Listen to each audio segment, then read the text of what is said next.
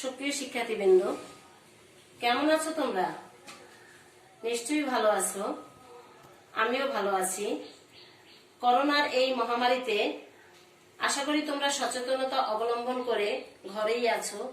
এই ভয়াবহ সময়ে তোমাদের বিদ্যালয় বন্ধ রয়েছে, তোমরা বিদ্যালয়ে যেতে পারছো না, তাই ঘরে বসেই পড়াশোনা করছো। তাই তোমাদের পড়াশোনার আরেকটু সাহায্য করতে আমার এই ক্ষুদ্র প্রয়াস নিয়ে আমি মনিরানী আচার্য, সহকারী শিক্ষক, ৭৭ নম্বর করিমুন্নেছা মডেল সরকারি প্রাথমিক বিদ্যালয়ে তোমাদের সামনে হাজির হয়েছি। আজ আমি তোমাদের পঞ্চম শ্রেণীর প্রাথমিক গণিত বিষয় সম্পর্কে পাঠদান করব। আচ্ছা ছোট সোনামণিরা, তোমরা প্রাথমিক গণিত বিষয়ে আমি যে বিষয়টা আজকে যে অধ্যায় নিয়ে আসছি সেটা হলো, যেহেতু সামনে আমাদের সমাপনী পরীক্ষা, সেই সমাপনী পরীক্ষাকে মাথায় রেখে ওখানে আমাদের তোমরা জানো সৃজনশীল আমাদের কিছু অঙ্ক থাকে, যার ৩ নম্বরে যে অধ্যায় থেকে যে অঙ্ক থাকে সেই অঙ্কের দুটো সৃজনশীল অঙ্ক নিয়ে আজকে আমি আমার এই আলোচনা। এবং তোমরা এটা খুব মনোযোগ সহকারে খাতা কলম নিয়ে বসো, মনোযোগ সহকারে শুনবে এবং আত্মস্থ করার চেষ্টা করবে। ছোট সোনামণিরা, আমি যে অধ্যায় নিয়ে আসছি, অধ্যায় ৩, পঞ্চম শ্রেণীর, ৪ প্রক্রিয়া সম্পর্কিত সমস্যাগুলি। আচ্ছা, আমরা ক্লাস 1 থেকে 5 পর্যন্ত জেনে আসছি আমাদের 4টি প্রক্রিয়ার মাধ্যমে আমরা যে কোনো গাণিতিক সমস্যার সমাধান করে থাকি। তাহলে আমাদের সেই 4 প্রক্রিয়া সম্পর্কিত সমস্যা বলি কি, সেটা আমাদেরকে আগে জানতে হবে। যেমন গাণিতিক সমস্যা সমাধান করতে গিয়ে যদি যে 4টি প্রক্রিয়া যোগ, বিয়োগ, ভাগ, গুণ, এই 4টি প্রক্রিয়ার মাধ্যমে যে কোনো সমস্যার সমাধান করাই হলো 4 প্রক্রিয়া সম্পর্কিত সমস্যাগুলি। তো সেই আলোকেই আমি দুটো সৃজনশীল অঙ্ক তোমাদেরকে করাবো। তোমরা মনোযোগ সহকারে খাতা কলম নিয়ে আমার এই পাঠটি দেখবে এবং নিজেরা বোঝার চেষ্টা করবে। আমিও চেষ্টা করব তোমাদেরকে যথাসাধ্যভাবে, আমার আপ্রাণ চেষ্টা থাকবে তোমাদের প্রতি যে তোমাদেরকে বুঝিয়ে অঙ্ক দুটি আত্মস্থ করার জন্য, আর তোমরাও মনোযোগ সহকারে আত্মস্থ করার জন্য চেষ্টা করবে। ঠিক আছে বন্ধুরা, আমি এখন আমার পাঠে চলে যাই। আমার পাঠ দেখো, 1 নম্বর অঙ্কটা। 1 নম্বর অঙ্কে আমি দিছি 2টি গরু ও 3টি ছাগলের মূল্য একত্রে 45,080 টাকা। একটি ছাগলের মূল্য 456 টাকা। হ্যাঁ বন্ধুরা, 2টি গরু ও 3টি ছাগলের মূল্য একত্রে 45,080 টাকা। একটি ছাগলের মূল্য 456 টাকা। বন্ধুরা বুঝতে পারছো তোমরা? কথাগুলো আমার শুনছো? এই যে প্রশ্নটা যে করছে, গণিত বিষয়ে আমাদের যে প্রশ্নাঙ্গিক যে অঙ্কগুলো থাকবে, সেখানে আমাদের এই উদ্দীপকটা আগে আমাদের ভালোভাবে পড়তে হবে। উদ্দীপকের ভিতরেই থাকে এটা সমাধান। তো এটা খুব মনোযোগ সহকারে আমাদের এই উদ্দীপকটা ভালো করে পড়তে হবে এবং এটার ভিতর থেকেই আমাদের যে প্রশ্ন হয় সেই প্রশ্নের সব সমস্যার সমাধান করা হবে। তো বিষয়টা হলো, আমি আবারও পড়ছি, 2টি গরু এবং 3টি ছাগলের মূল্য একত্রে 45,080 টাকা। একটি ছাগলের মূল্য 456 টাকা। এখন আমাদের এটা উদ্দীপক। এরপরে আসলো আমাদের প্রশ্ন। দেখো প্রশ্নে ক নম্বরে কি বলছে, 3টি ছাগলের মূল্য কত।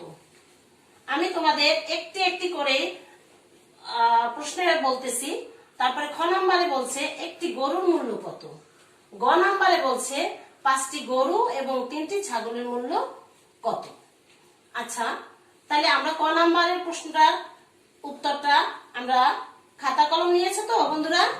খাতা কলমে লেখা শুরু করো। আমিও বোর্ডে তোমাদের পয়ের উত্তরটা লিখছি এবং সমাধানের চেষ্টা করছি।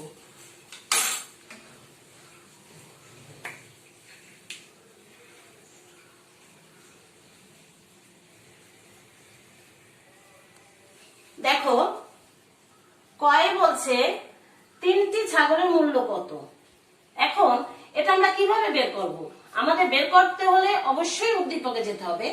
উদ্দীপকের দেখো দ্বিতীয় লাইনে, প্রথম লাইনে আছে 2টি গরু এবং 3টি ছাগলের মূল্য একত্রে 45,080 টাকা, এবং দ্বিতীয় লাইনে আছে একটি ছাগলের মূল্য 456 টাকা। শিক্ষার্থী বন্ধুরা, আমরা এর আগেই জানি যে যখনই একটা যে কোনো একটা জিনিসের দাম দেয়া থাকে, একের অধিক যদি জিনিসের দাম বের করতে হয় তখন কি করতে হবে, এবং দাম বের করতে হলে একটা জিনিসের দাম দেওয়া থাকলে অবশ্যই একের অধিক জিনিসের দাম বেশি হয়, বেশি হলে সেখানেই আমাদের গুণ করতে হবে, নাকি? এটা তোমরা জানি নাকি শিক্ষার্থী বন্ধুরা? তোমরা তো জানো, সবাই, আমরাও জানি, তোমরাও জানো, কারণ যেহেতু তোমরা এখন পঞ্চম শ্রেণীর ছাত্র কিংবা ছাত্রী। অতএব একটি ছাগলের মূল্য 456 টাকা। আমি লিখি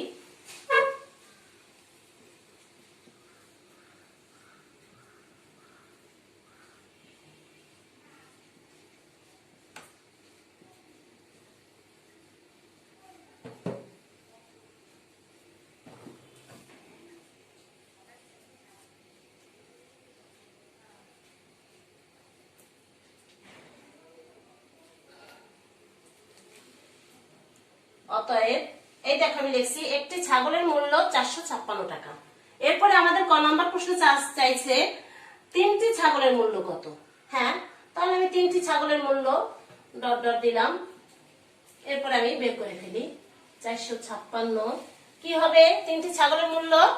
একটা ছাগলের মূল্য যদি 456 হয়, 3টি ছাগলের মূল্য অবশ্যই বেশি হবে, আর বেশি হলেই সেখানে আমাদের গুণ করতে হবে। আমি এই 456 কে 3 দিয়ে গুণ করে দিলাম।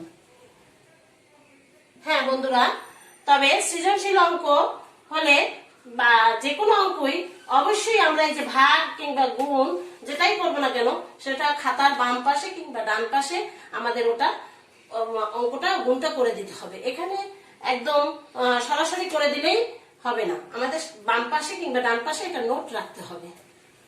আচ্ছা দেখাই আমি কিভাবে রাখবে নোট।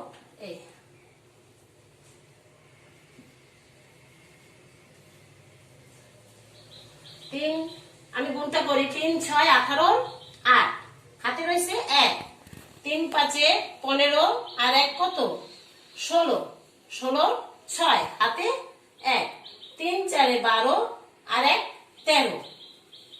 বেশ, এখন আমরা এই উত্তরটা এখানে লিখে দেব।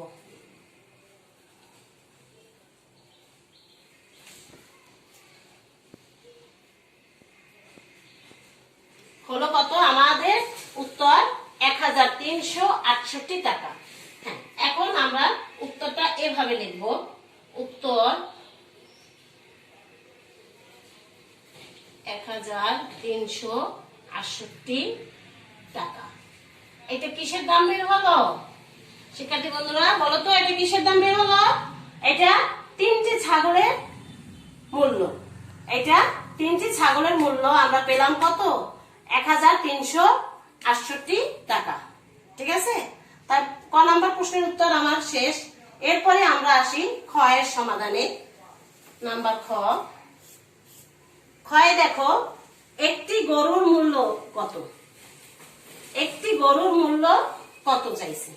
তো এখানে আবার একটু বিষয় আছে, যেহেতু আমরা 3টা ছাগলের মূল্য পেয়ে গেছি ক উত্তর থেকে, অতএব সেখানে আমাদের আবার সেই উদ্দীপকে যেতে হবে। উদ্দীপকের ফার্স্ট লাইনে, প্রথম লাইনে 2টি গরু এবং 3টি ছাগলের মূল্য একত্রে দেওয়া আছে।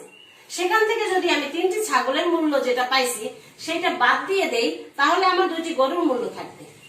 তো 2টি গরুর মূল্য যখনই আমি পাবো, তখনই আমার একটি গরুর মূল্য বের করা খুব সহজ হবে।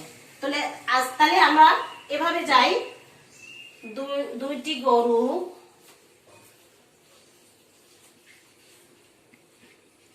ও 3টি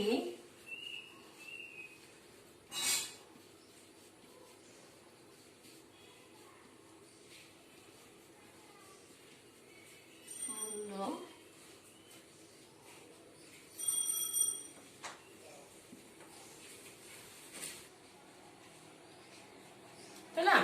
হ্যাঁ, আমি লিখছি কি 2টি গরু এবং 3টি ছাগলের মূল্য একত্রে 45,080 টাকা। তাহলে আমি 3টি ছাগলের দাম যেহেতু জানি, অতএব 3টি ছাগলের মূল্য আমি এখানে লিখলাম কত, 1,368 টাকা। এটা কি করতে হবে? বিয়োগ দিতে হবে। বিয়োগ দিয়ে এরপরে এখন আমার যদি 2টি গরু এবং 3টি ছাগল থেকে 3টি ছাগল চলে যায়, তাহলে থাকে আমার 2টি গরু। তাহলে 2টি গরুর মূল্য আমি বের করব।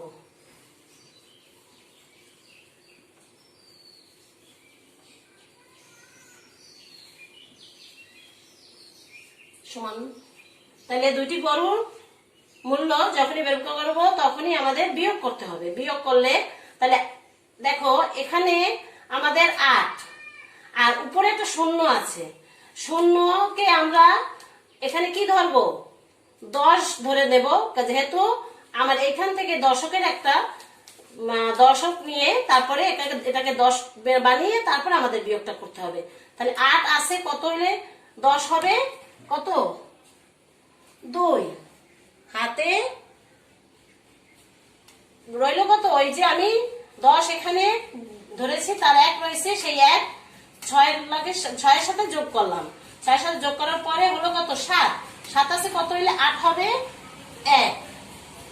এরপরে কিছু রইল আবার ঠিক সেরকম তদ্রুপ 3 আছে, এখানে শূন্য থাকলে 10 ধরতে হয়, অতএব তোমরা এটা জানো। তাহলে 3 আছে, কত হলে আবার 10 হবে? কত? 7। হাতে কত? হাতে আবার 1 রয়ে গেছে, এই 1 এর সাথে আবার আমরা 1 যোগ করলাম, যোগ করার পরে কত? 2। 2 আছে, কত হইলে 5 হবে? 3। এরপরে আর কিছু রইল না, বাকি রইল 4, 4টা নেমে যাবে। এই হলো পেলাম আমরা 2টি গরুর মূল্য। যেহেতু 2টি গরুর মূল্য আমরা পেয়ে গেছি, অতএব আমাদের এখন একটি গরুর মূল্য, আমাদের প্রশ্নে চাইছে একটি গরুর মূল্য কত। তাহলে একটি গরুর মূল্য বের করা এখন আমাদের জন্য খুব সহজ হবে। তাহলে আমি আবার লিখি 2টি গরুর মূল্য কত? 43,712 টাকা। এখন আমাদের বের করতে বলছে একটি গরুর মূল্য। আচ্ছা শিক্ষার্থী বন্ধুরা, তোমরা তো জানো 2টি গরুর মূল্য যখনই দেওয়া থাকবে বা 2, 3, 5 যাই দেওয়া থাকুক না কেন, বেশিটার দাম দেওয়া থাকলে এরপরে কমটার দাম যদি বের করা হয় সেখানে ভাগ করতে হয়। হ্যাঁ, যেমন একটা জিনিসের দাম দেওয়া থাকলে বেশিটার দাম, একের অধিক জিনিসের দাম বের করার সময় যখন গুণ করতে হয়, তেমনি বেশি জিনিসের দাম দেওয়া থাকলে কম জিনিসের দাম বের করতে হলে সেখানে ভাগ করতে হবে। তো সেই মর্মেই আমরা একটি গরুর দাম বের করব, একটি গরুর দাম কিংবা মূল্য বের করব। তাহলে একটি গরুর দাম, 2টি গরুর দাম যদি 43,712 টাকা হয়, একটি গরুর মূল্য অবশ্যই কম হইবে। কি শিক্ষার্থী বন্ধুরা, আমি কি ঠিক বলছি? তোমরা আমার সাথে এক নাকি? তাহলে যদি হয় তাহলে তোমরা এটাই বোঝো, তাহলে 2টি গরুর মূল্য 43,712 টাকা হলে একটি গরুর মূল্য অবশ্যই কম হবে। কম হলে সেখানেই ভাগ করতে হবে আমাদের। তাহলে আমি ভাগটা করে দিচ্ছি। এই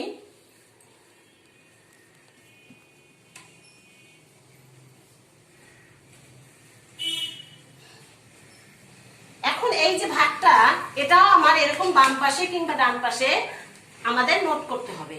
একদম পুরো ভাগটাই আমাদের করতে হবে। আমরা এখান থেকে মুখস্থ ভাগ করলে চলবে না, আমাদের ভাগটা অবশ্যই নোট রাখতে হবে। নোট রাখলে তাহলে আমি বাম পাশেই করে দিচ্ছি।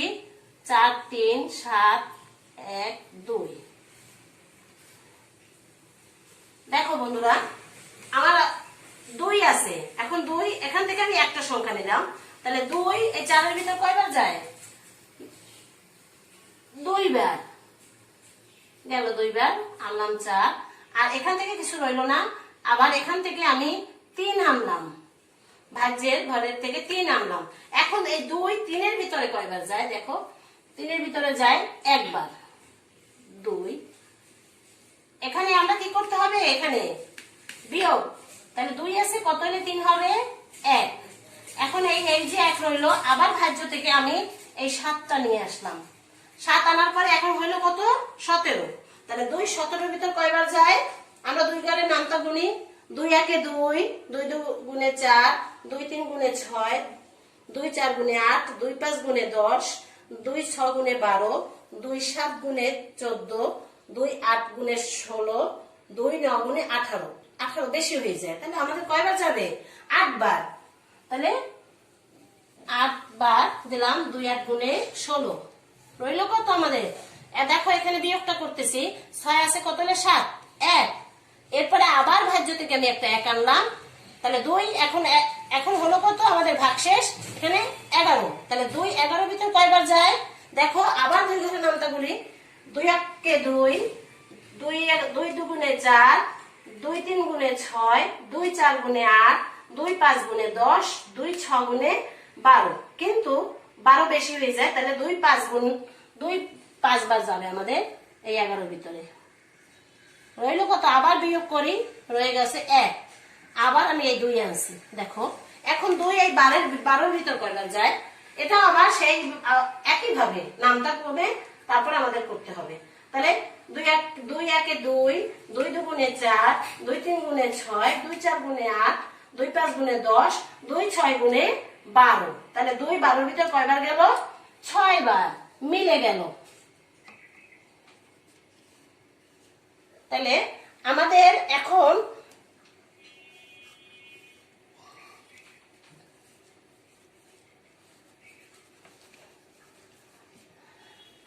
একটি গরুর দাম কিন্তু আমরা এখন বের করে ফেলছি। কত বেড়েছে? একটি গরুর দাম 21,856 টাকা। তাহলে আমি উত্তরটা লিখে দেই। এই যে উত্তরটা লিখে দিচ্ছি, 21,856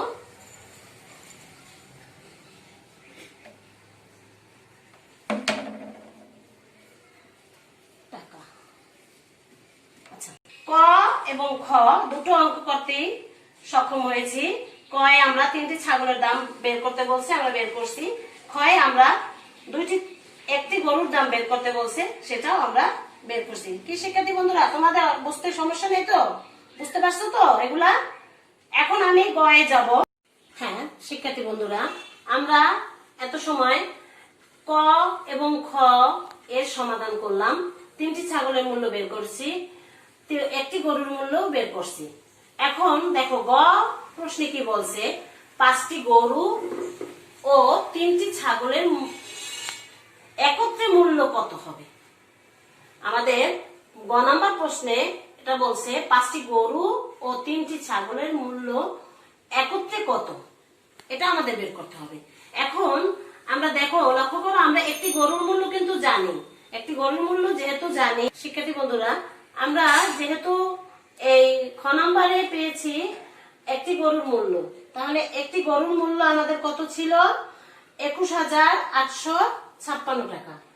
তাহলে আমরা এখানে গ নাম্বারের অঙ্কটা করি। তাহলে একটি গরুর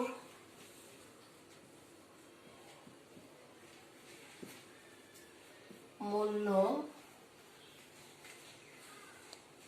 21,856 টাকা।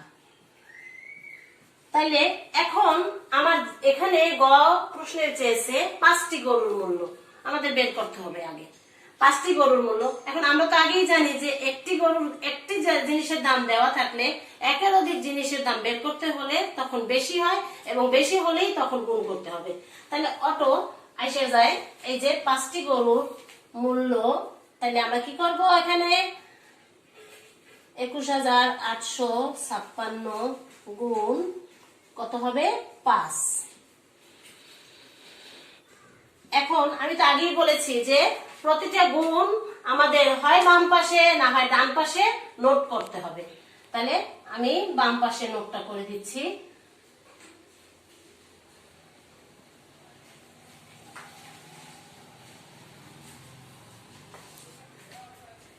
তাহলে দেখো, যেহেতু এক সংখ্যার গুণ আমি এভাবেই করতে পারি। 5 5 5 6 কত? 30, হাতে থাকে কত? 3। তাহলে 5 5 এ 25 আর 3 কত হয়? 25 সাথে 3 যোগ করলে 25 26 27 28 8 থাকে কত? 2। এরপরে 5 8 40 আর 2 কত হয় 42। তারপরে থাকে কত হাতে 42 এ 2 লিখছি, থাকে হাতে 4। এরপরে 5 5 1 5 আর 4 কত 5 এর পর থেকে আমরা গুনি 5 6 7 8 9 9। এরপরে এখানে আর কিছু রইল না। এরপরে আমি 5 দুগুণে কত হয় 10 দিলাম। তাহলে আমার 5টি গরুর মূল্য আসলো কত,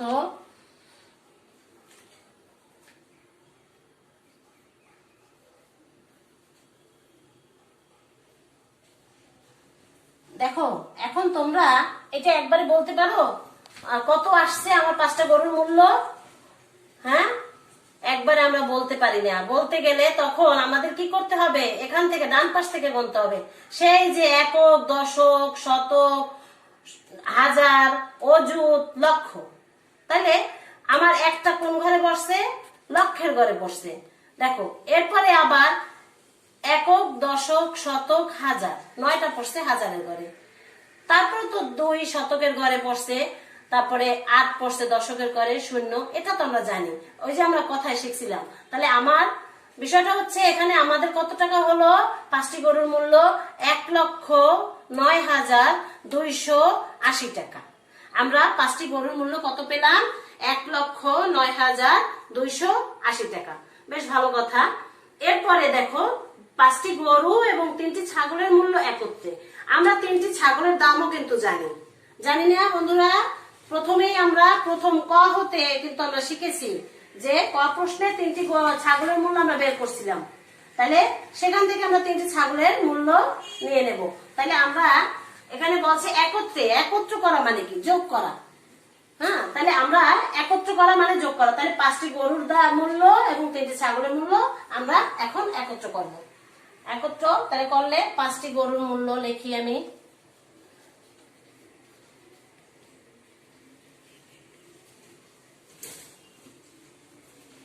এক 1,09,280 টাকা। আর 3টি ছাগলের মূল্য কত আমাদের, এটা আমরা ক হতে পাই। এই কথাটা লিখে দিলে ভালো হয়, লিখলেও হয় না লিখলেও হয়। তাহলে 3টি ছাগলের মূল্য আমাদের কত আছে, 1,368 টাকা। এই যে ডান পাশ থেকে লিখতে হবে, দেখো 8 6 3 1। তাহলে এখন আমাদের কি বলছে, এটা 5টি গরু এবং 3টি ছাগলের মূল্য আমাদের একত্র করতে বলছে। একত্র করাই মানে যোগ। তাহলে আমরা এখানে যোগ চিহ্নটা দিয়ে দেই। এই যে তাহলে আমি এখানে লিখতে পারি 5টি গরু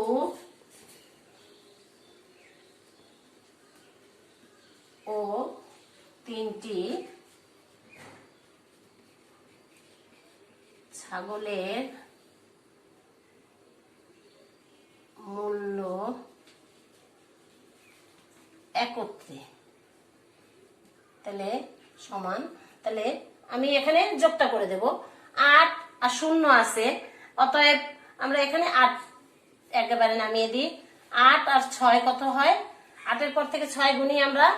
8 9 10 11 12 13 14, 14 4, হাতে 1 থাকে না, 10ই থাকে, কিন্তু আমরা 1 ধরে নেই, এটা আমাদের সুবিধার্থে। যাই হোক, 3 আর 1 4, 4 আর 2 কত 6, তারপরে 9 আর 1 10, 10 এর 0 1 রইলো, এখানে 0 না নেমে নামলো 1, এখানে এই 1টা নেমে গেল, এত টাকা। তাইলে আমরা 5টি গরু এবং 3টি ছাগলের মূল্য একত্রে কত টাকা পেলাম সেটা আমরা বলি। ওই যে সেইভাবে একক দশক গুণে একক, দশক, শতক, হাজার, অযুত, লক্ষ। তাহলে লক্ষের ঘরে 1, তাহলে আমার 1 লক্ষ। আবার দেখো একক, দশক, শতক, হাজার, 10-এর 0টা পড়ছে হাজারের ঘরে, তাহলে 10,648। তাহলে 1,10,648 টাকা 5টি গরু এবং 3টি ছাগলের মূল্য একত্রে। তাহলে আমি উত্তরটা লিখে দিলাম।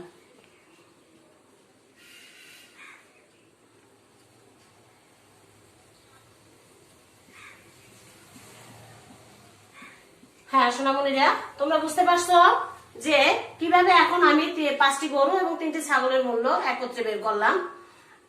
দেখতে পারছো সবাই? অবশ্যই বুঝতে পারছো। আমি আশা করি তো আমি বুঝাইতে পেরেছি এবং তোমরাও বুঝতে পেরেছো। গেল, তাহলে আমার 1 নম্বর অঙ্ক শেষ। আমি এখন 2 নম্বর অঙ্কে যাব। হ্যাঁ শিক্ষার্থী বন্ধুরা, আমরা 1 নম্বর যে সৃজনশীল অঙ্কটা ছিল তার 3টা প্রশ্ন ছিল, সেই 3টা প্রশ্নের সমাধান ইতিমধ্যে শেষ করছি। এখন আমি 2 নম্বর অঙ্ক আসি। 2 নম্বর অঙ্কে আছে, আমি আজকে নিয়ে আসছি পিতা ও পুত্রের বয়সের সমষ্টি 80 বছর। পিতার বয়স পুত্রের বয়সের 4 গুণ। দেখো খেয়াল করো, পিতা ও পুত্রের বয়সের সমষ্টি 80 বছর, পিতার বয়স পুত্রের বয়সের 4 গুণ। এখন এখানে পিতার বয়স পুত্রের বয়সের 4 গুণ। এখানে আমরা কি করে আমরা কিভাবে কি করব সেই সমাধান পরবর্তীতে আমি দিচ্ছি। ক প্রশ্নে করছে পুত্রের বর্তমান বয়স কত, খ প্রশ্ন হয়েছে পিতার বর্তমান বয়স কত, গ প্রশ্ন হয়েছে 15 বছর পরে পিতা ও পুত্রের বয়সের ব্যবধান কত হবে। তাহলে এখন পুত্রের বর্তমান বয়স আমাদের প্রথমে বের করতে হবে। ক তো এখানে কয়ে আমার পুত্রের বয়স সমান সমান পুত্রের বয়সের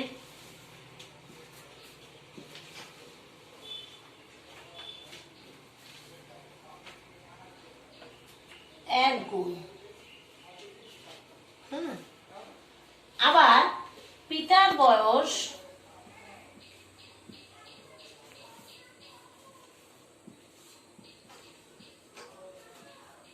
এই পুত্রের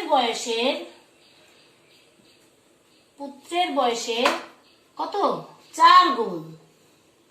এখন এই দুটাকে যোগ করি, যোগ করার পরে পিতার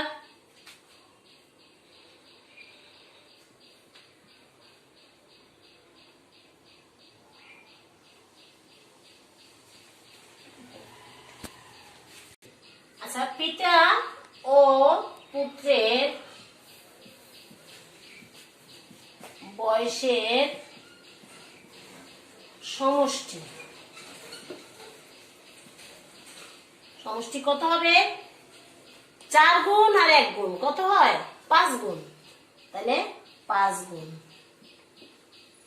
এখন আমাদের এখানে প্রশ্নে চেয়েছে পুত্রের বর্তমান বয়স কত।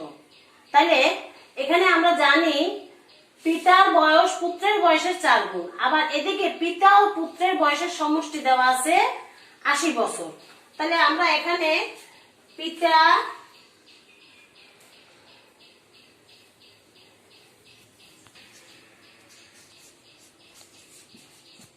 ও পুত্রের বয়সের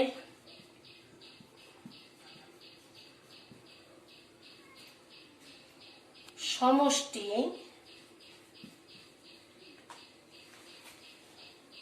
সমান বয়সের 5 গুণ। পুত্রের বয়সের 5 গুণ। বেশ, এখন পিতা পুত্রের বয়সের সমষ্টি আমরা জানি 80 বছর।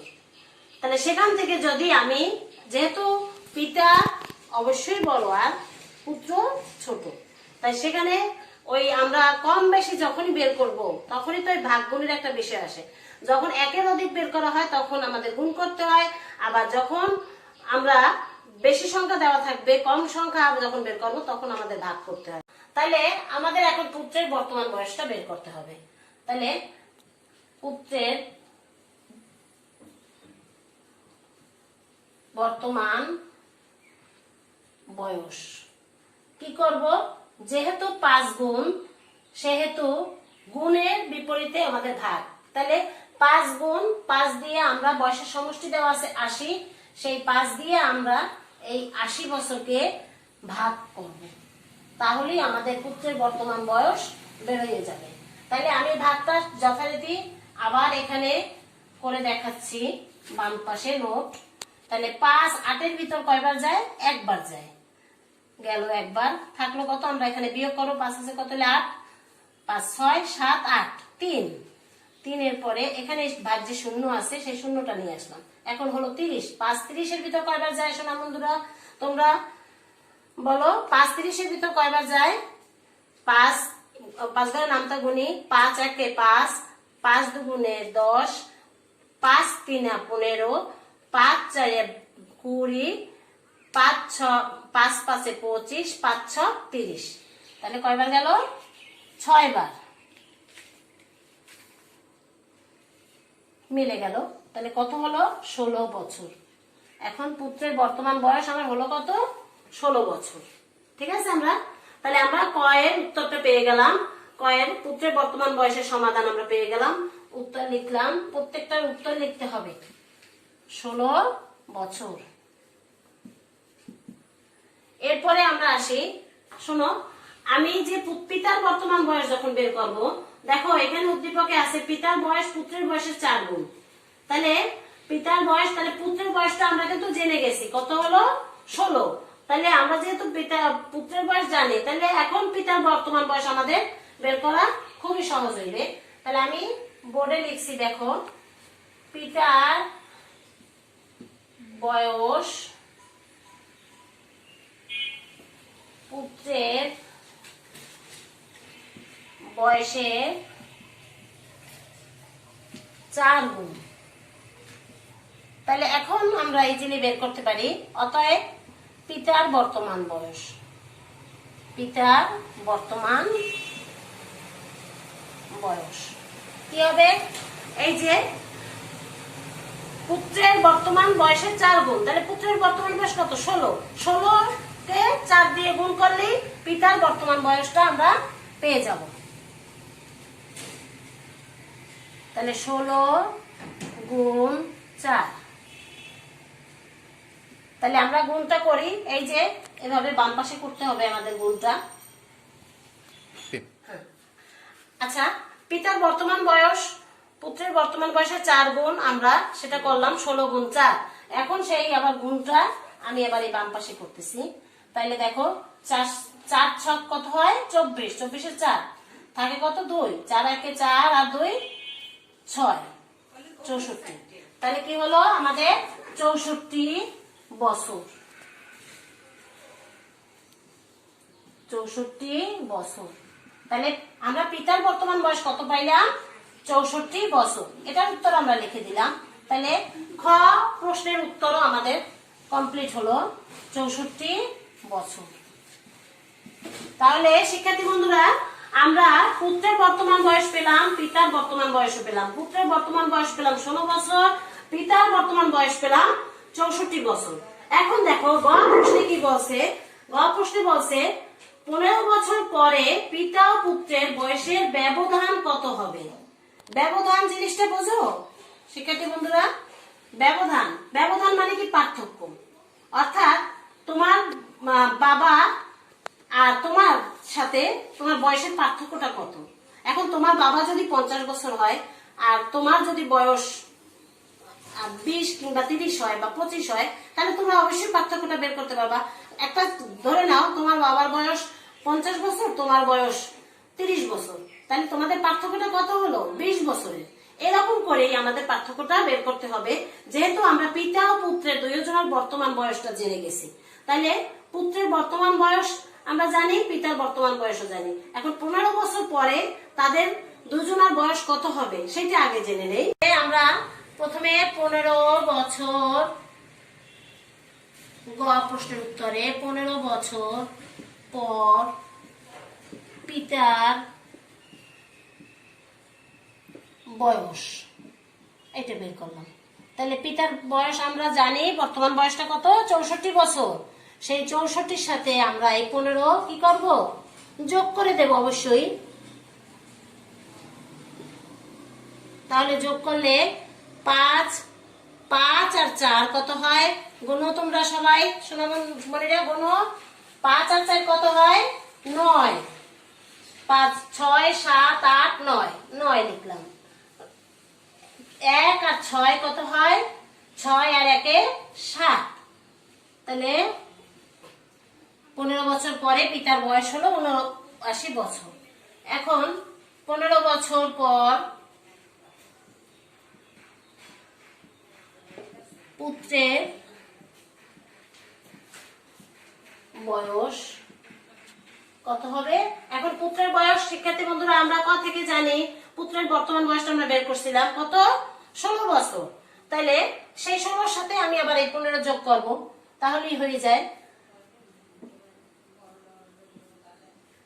বছর। এখন দেখো যোগ করি 5 আর 6 কত হয়? 5 এর পর থেকে আমরা গুনি 5, 6, 7, 8, 9, 10, 11, 11, 1 তা রইল কত? 1। 1 এর সাথে 1 যোগ করলাম 2, 2 আর 1 3, 31 বছর। তাহলে 15 বছর পরে আমার পিতার বয়স হলো 79 বছর। 15 বছর পরে পুত্রের বয়স হলো 31 বছর। কিন্তু বন্ধুরা আমাদের কিন্তু একটা জিনিস চেয়েছে এখানে, ব্যবধান কত? এই দুই পিতা পুত্রের মধ্যে ব্যবধান কত? তাহলে সেই ব্যবধানটা আমরা এখন বের করব। তাহলে আমরা যেহেতু 15 বছর পরে পিতা পুত্রের দুইজনের বয়সটা জানি, তাহলে আমরা এক লাইনে এক কথাই লিখতে পারি যে 15 বছর পর পিতা ও পুত্রের বয়সের